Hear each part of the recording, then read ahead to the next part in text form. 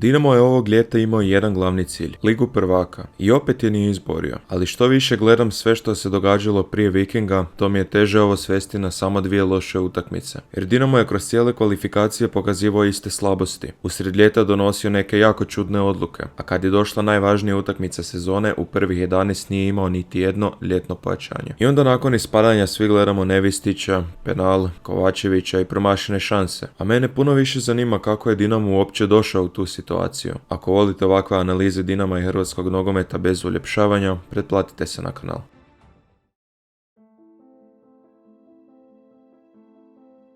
Viking nije bila prva utakmica nakon koje smo mogli reći da nešto ne valja. To se vidjelo praktički od početka kvalifikacija. Protiv Tuna u gostima Dinamo gubi skoro cijelu utakmicu i izvlači 1-1 tek Zajcovim golom pred kraj. Ok, prva europska utakmica, gostovanje, još se ekipa hvata. Onda dođe uzvrat u Zagrebu i nakon 22. minute gubiš 2-0. Od Tuna, klub koji je 2 godine ranije igrao drugu švicarsku ligu. Dinamo se na kraju izvuči nakon njihovog crvenog i zabije za prolaz tek u produžetku. Možeš reći da je najvažnije proći, naravno da je, ali nekoliko tjedana kasnije taj isti Tun od Leha iz Poznana primi 7 komada. Protiv Žalgirisa Dinamo napokon izgleda kao da će normalno završiti posao. Vodi ukupno 5 razlike, a Filipović svejedno uspije potpuno nepotrebnim izlaskom dobiti crveni i napraviti problem tamo gdje ga uopće nije bilo. I onda dođe Viking. U Zagrebu nakon 10 minuta vodiš 2-0. Do 39. minute je 2-2. I nakon utakmice Kovačević veli 2 poklona. To u HNL-u prolazi, Europa to kažnjava. Meni je ta izjava možda najbitnija u cijeloj ovoj priči, jer čovjek je doslovno rekao kaj ne valja. Dinamo sam poklanja i sad imaš 8 dana da to popraviš. Dođe gostovanje u Stavangeru, Dinamo ponovno rano povede,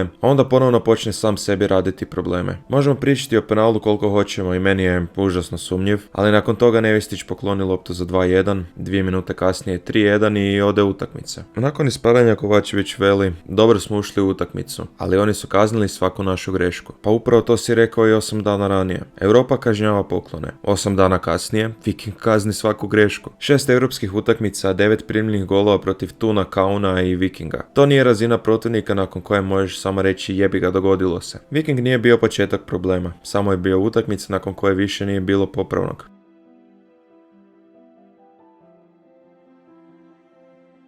I sad dolazi dio koji me puno više živcira. Ako već protiv Tuna vidiš da ekipa nije spremna za ono što je čeka, očekivao bi da se tijekom ljeta nešto ozbiljno napravi. Pogotovo kad ti Liga prvaka glavni cilj. A najveći transfer Dinama ovog ljeta, Alex Stojaković iz Lokomotive. 750.000 eura. I nemam ništa protiv Stojakovića. Možda za godinu dana bude odličan igrač Dinama. Samo što je došao ozlijeđen i čeka ga duga rehabilitacija. Znači najveća investicija ljeta ti je igrač koji ti ne može baš pomoći utakmicama zbog kojih ti je to ljeto toliko bitno. Oršić se je vratio besplatno. Lijepa priča i svi znamo što je radio u Dinamu. Ali nakon svega što je prošao, još nije na staroj razini. Prevljak trenutno ne izgleda kao pojačanje. Dovodiš i nekoliko mladih igrača za budućnost, Kravstov se momčadi priključuje tek nakon prve utakmice protiv Vikinga, a dio novih igrača ide u Dinamo B. Sve je okej, samo karti trebaju. Sad ili za 2 godine. Jer dok ti dovodiš igrače za kasnije, igrači koje trener koristi odlaze usred kvalifikacija. Bakrar je prošle sezone imao 18 golova i 7 asistencija. Ode usred ljeta. Vidović započne kvalifikacije s Dinamom, pa se i njega proda dok Europa još traje. I onda dan prije prve utakmice s Vikingom, Kovačević dobije pitanje hoće li Dinamo prijaviti još nekoga. Nećemo sad prijavljivati nikoga novoga, ima nas dovoljno. Ok,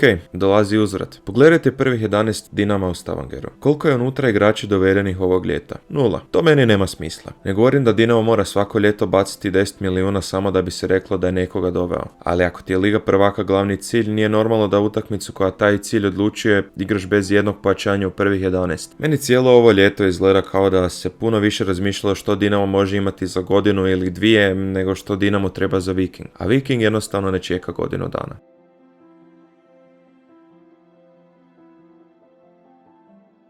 Najbolji primjer svega toga je golman, jer Dinamo je već prošle zime imao Dominika Livakovića. Došao na posudbu iz Fenera, branio 14 prvenstvenih i Dinamo osvojio duplu krunu. Znači nije ovo bio neki golman kojeg tek pratiš i ne znaš kako bi izgledao u Dinamu. Čovjek ti je upravo branio. Posudba završi i onda cijelo ljeto pokušavaš riješiti što dalje. Vrte se Livaković, Kotarski i još nekoliko golmana. Na kraju ne dođe nitko. Kod Kotarskoga mi je možda najbolje koliko se cijela stvar razvukla. Samo 2 dana prije prve utakmice protiv Vikinga dolazi priča da Kopenhagen nudi posudbu posudbu uz mogućnost otkupa za 4 milijuna eura. Dinamo odbije i 4 milijuna eura nije sitnica. Ne kažem da samo potpišeš što god ti netko stavi na stol, ali ako 2 dana prije utakmice za Ligu prvaka još uvijek pokušavaš riješiti prvog golmana, onda si već dobro zakasnio. U međuvremenu Filipović protiv Kauna napravio onaj nepotreban crveni i zbog suspenzije Nevistića mora braniti prvu utakmicu protiv Vikinga. Za uzvrat se Filipović vraća, Kovačić svejedno ostavlja Nevistića i onda dolazi 48. minuta. Loše dodavanje, Viking uzme loptu i zabije za 2-1. 2 minute kasnije 3-1. I ne, Nevistić nije sam izbacio Dinamo. Ostalo je još vremena, Beljo je kasnije imao ogromnu šansu. Ali nakon cijelog ljeta traženja golmana, baš ti s te pozicije dođe greška koja potpuno okrene utakmicu. A isti dan Livaković potpisuje za Barcelonu do 2030. Prema izvještajima Barcelona i Dinamo već su dogovorili jednogodišnju posudbu. Onda je Dinamo tražio 2 godine jer ga Barcelona želi natrag za sezonu 27-28 i cijela stvar zapne. Točno o tome sam pričao u prošlom videu. Ne treba nam Livija ako ispadnemo protiv Vikinga, pa upravo suprotno. Ako ti Livaković treba ti baš prije Vikinga. Što će ti rješavanje golmana nakon što je Liga prvaka već gotova?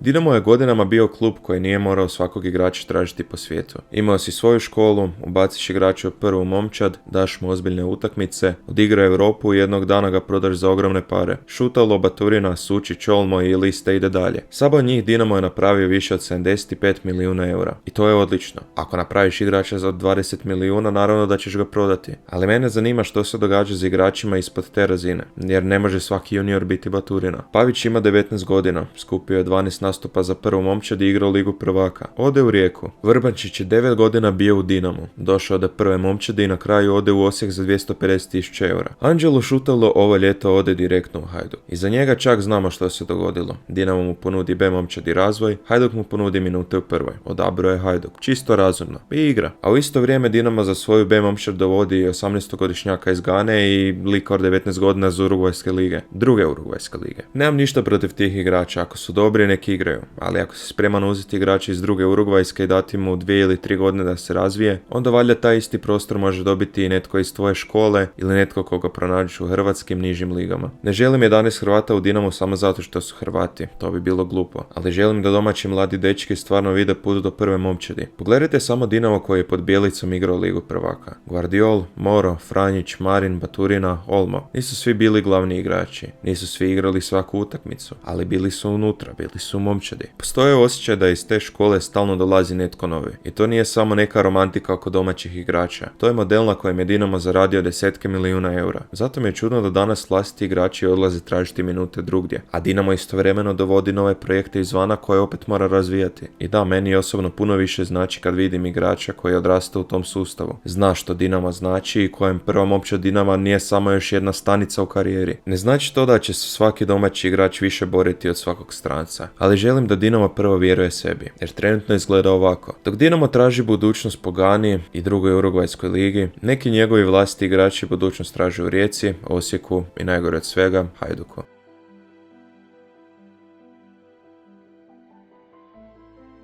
I sve ovo ne završava samo na tome da Dinamo neće igrati Ligu prvaka. Jer ovim ispadanjem je izgubljen i ozbiljan novac. Prije Vikinga vrtili su se svakakve procjene od 30 ili 35 milijuna eura. Meni se s tim ne da ni baviti. Ajmo uzeti samo ono što UEFA garantira. Razlika između Lige prvaka i ono što Dinamo sada dobiva kroz Europsku ligu je otprilike 10 milijuna eura. 10 milijuna, bez pobjeda, bez ulaznica, bez ikakvih dodatnih bonusa. Samo zato što si prošao ili nisi prošao Viking. I zato mi malo ide na živce dobro, nema veze, igramo Europa ligu. Naravno da ima veze. Europa liga je ozbiljno natjecanje i Dinamo tamo može imati odličnu sezonu, ali financijski to nije ni blizu isto. Pogotovo kad se za ovu godinu već spominje veliki planirani prihod od prodaje igrača. Neću sad izmišljati tko će se prodati ili što će se dogoditi na zimu, ali tih 10 milijuna manjka sigurno će se negdje osjetiti. Ovo je već druga sezona za redom bez Lige prvaka. Zadnji put je Dinamo igrao Ligu prvaka 2 sezone za redom prije 10 godina. Sljedeća prilika 2027. Zato Viking nije utakmica koju zaboraviš nakon 2 kola HNL-a. Ovo će se osjećati puno duže.